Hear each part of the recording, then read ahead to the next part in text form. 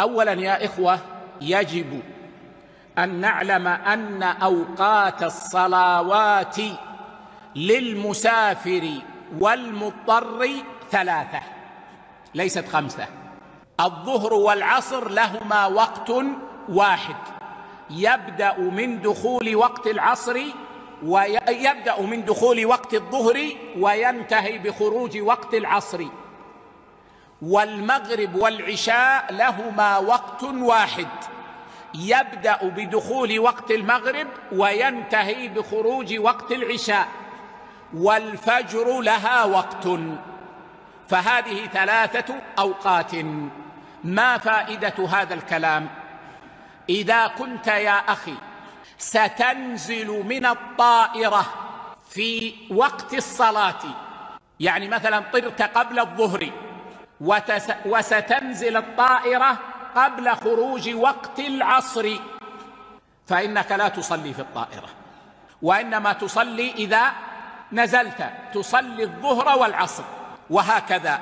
أما إذا كنت لن تنزل في الوقت، طرت قبل الظهر وستهبط الطائرة بعد المغرب، طرت قبل المغرب وستهبط الطائرة بعد نصف الليل، طرت قبل الفجر وستهبط الطائرة بعد شروق الشمس، فكيف تصلي؟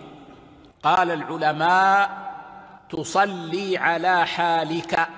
استطعت أن تتجه إلى القبلة اتجهت، ما استطعت تصلي إلى أي جهة.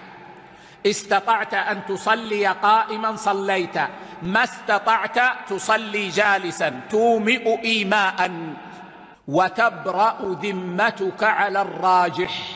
فإذا نزلت لا يطلب منك أن تعيد الصلاة، وذلك لقول الله عز وجل: فاتقوا الله ما استطعتم، ولقول النبي صلى الله عليه وسلم: وإذا أمرتكم بأمر فأتوا منه ما استطعتم.